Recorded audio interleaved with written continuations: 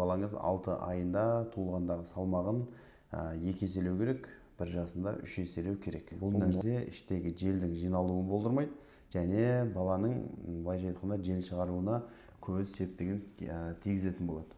Қайырлы күн, құрметті оқырмандар, құрметті жас аналар. Сіз енді ана болдыңыз, бірінші балаңыз. Түрлі уайымдар, түрлі сізде қорқыныштар орын алуы мүмкін. Бүгінгі видеода жалпы бала туылғаннан кейін 1 жасқа дейін нені ескеру керек, қандай жағдайда қандай әрекет жасау керек, барлығын қысқаша қарапайым тілде сізге түсіндіруге тырысам. Менің YouTube каналыма қош келдіңіздер. Абылай Қалдарбек. Менің парақшама тіркеліп алуды ұмытпаңыздар, себебі бұл каналда аналарға бала денсаулығына байланысты, түрлі күтімге байланысты біз ақпараттарды беріп отырамыз. Кез келген жас ана, жаңа босанған, бірінші баласын босанған анада түрлі сұрақтар пайда болады. Баланың дамуы қандай болу керек, қанша салмақ қосу керек деген секілді. Енді қараңыз, жаңа туылған нәресте егер уақытымен, мерзімімен туылса, орташа салмағы 2,5 килограммнан жоғары болады. Енді если сіздің балаңыз егіздің сыңары болса, 1 кило 800, 1 кило 900 салмақтан жоғары туылса, бұл норма болып есептелінеді. Оған алаңдамаңыз. Енді салмақ қосу 1 жасқа дейін сізге қарапайым тілде түсіндіретін болсам, әр айда 700 грамм қосып отыру керек.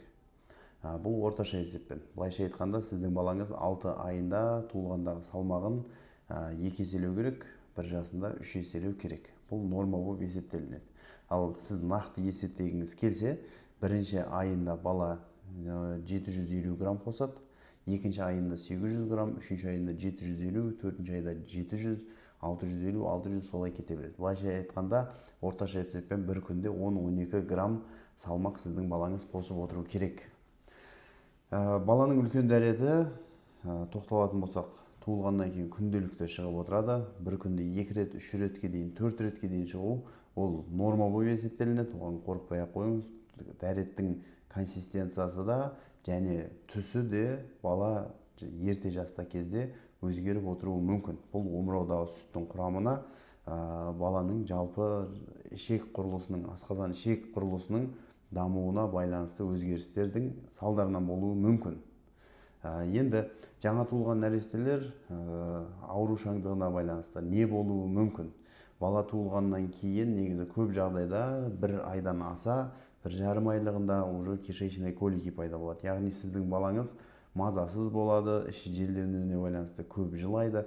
Бұл кезде мен сізге ұсыналам укропная вода немесе эспумизанды прикормление беріп отыру. Бұл нәрсе іштегі желдің жиналуын болдырмайды және баланың былайша айтқанда жел шығаруына көз септігін тигізетін болады. Одан бөлек 1 жасқа дейінгі бала кез келген вирусный инфекциямен ауыруы мүмкін. Егер сіздің балаңызда вирусный инфекция 3 күн, 4 күнге дейін болып, жақсы болып жатса, одан қорқудың қажеті жоқ. Бірақ определенный жағдайлар бар, когда дәрігерге бару керек. Бұл приоритетті признактар дейміз. Бұны сіз міндетті білуіңіз керек, егер жас ана болсаңыз. Себебі жаңа туылған нәресте бізде 2 айға дейін міндетті түрде кез келген өзгерісте, кез келген жағдайда дәрігердің бақылауында болу керек. Неге? Себебі 2 айға дейін балада түрлі патологиялар дамып кету ықтималдылығы жылдам. Яғни ол бүгін жөтеліп бастаса, ертең пневмонияға өтіп кетуі мүмкін. Немесе бүгін мысалға түшкіріп бастаса, ертең уже респираторный заболевание басталып кетуі мүмкін. Іші өтіп бастаған балада сусыздану болуы мүмкін деген сияқты. Ал енді 2 айдан асқан балаларда қандай белгілерге назар аудару керек, қандай жағдайда дәрігерге қарату керек. Егер балаңызда тынысының бұзылысы болатын болса, тез демалып жатса, немесе өте баяу жай демалып жатса, одан бөлек балаңыз көп ұйқышыл болып кетсе, әлсіз болып, омырауды суыруы қиын болып жатса, немесе егер сіз искусственный кормленияда болса, сіздің балаңыз сүтті аз ішіп қалса, бұл жағдайда да сіз дәрігерге қаратуыңыз керек. Бала есін жоғалтып жатса, судороги болса, ол міндетті түрде. Ал одан бөлек егер температура қатты жоғарылап түсуі қиын болып жатса, дәрігерге қаратуыңыз керек міндетті түрде. Және ең бірінші мен айтатын нәрселер, приоритетті белгілер, егер баланың аяқ қолында қандай да отек байқасаңыз, міндетті түрде дәрігер консультациясына асығыңыз. Себебі бір реттік артық дәрігердің қарауы ешқашан артық болмайды. Оны өткізіп алғаннан көрі лучше апарып көрсеткеніңіз дұрыс. Ең бірінші мен ата-аналарға ұсынатын нәрсе, баламен көп серуендеу керек, таза ауаға шығару керек. Себебі мынау біз көбіміз ойлаймыз, жаңа туылған нәрестені сыртқа шығаруға болмайды, салқындап қалады, жаурап қалады. Ол олай емес. Физиологиялық жағдайда күнделікті 10-15 минуттан бастап ары қарай күнделікті ұзартып отыру арқылы таза ауаға шығарып тұрсаңыздар болады. Енді тамақтануына байланысты прикормды обязательно 6 айда бастайсыздар. 6 айға дейін мен ұсынбаймын, себебі 6 айға дейін балаларда асқазан ішек жолы толық қалыптаспаған, қорт алмау, тағамның балаға ауыр болуы, функциональный нарушениялар болуы мүмкін. Сол үшін оны ертеңгі күні асқыну болмау үшін 6 айға дейін қосымша тамақтарды бастамаңыз. Одан бөлек қосымша тамақты неден бастаған дұрыс? 6 айға балаңыз толды, бірінші кезекте тыквадан, кабачоктан, желательно пюре түрінде, блендерден өткізген түрде жайлап бастайсыз. Пюрелерді де жайлап қосасыз, сұйық тамақтардан бастағаныңыз дұрыс. Енді 4 айдан бастап қосымша кашаларды, дайын готовый кашаларды беруге болады, егер балаңыздың дамуы өзінің жасына сай барлығы жақсы болса. Енді қосымша 1 жасқа дейінгі прививкалар, міндетті түрде мен сізге прививкаларды алуды ұсынамын. Себебі сіз прививканы алмау арқылы балаңызда түрлі ертеңгі күні ауруларға шалдығуыңыз мүмкін. Қызылша, көрден бастап паротит, дифтерия, одан да басқа мысалы вакцина управляемый инфекциялар балаңызда болып қалу ықтималдығы жоғары.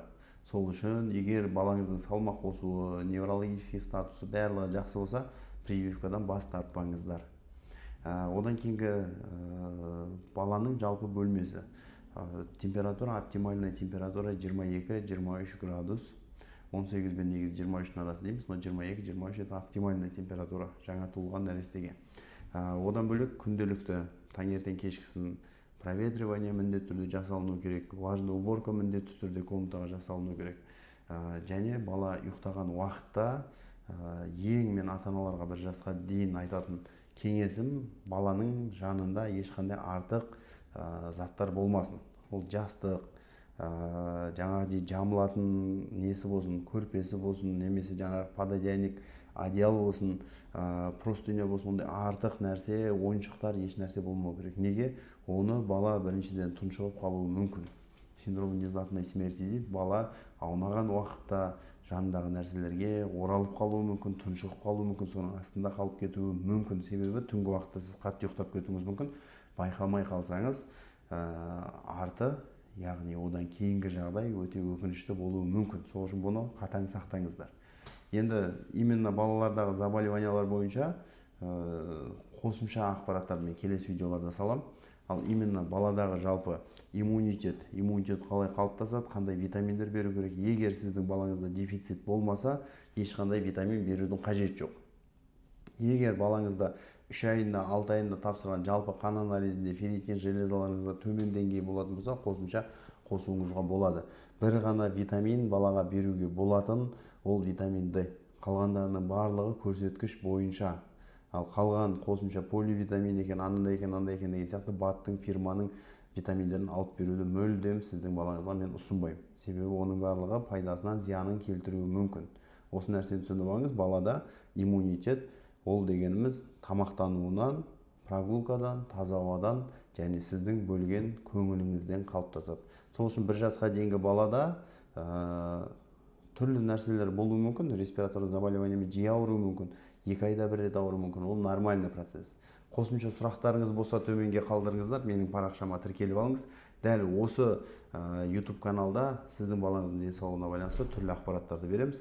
Келесі видеоларда баланы қандай суға шомылдыру керек, қаншалықты шомылдыру керек, бала ауырып жатқанда шомылдыруға бола ма деген сияқты егер сұрақтар болатын болса, мен келесі видеода қазір тағы салатын боламыз алдағы уақытта.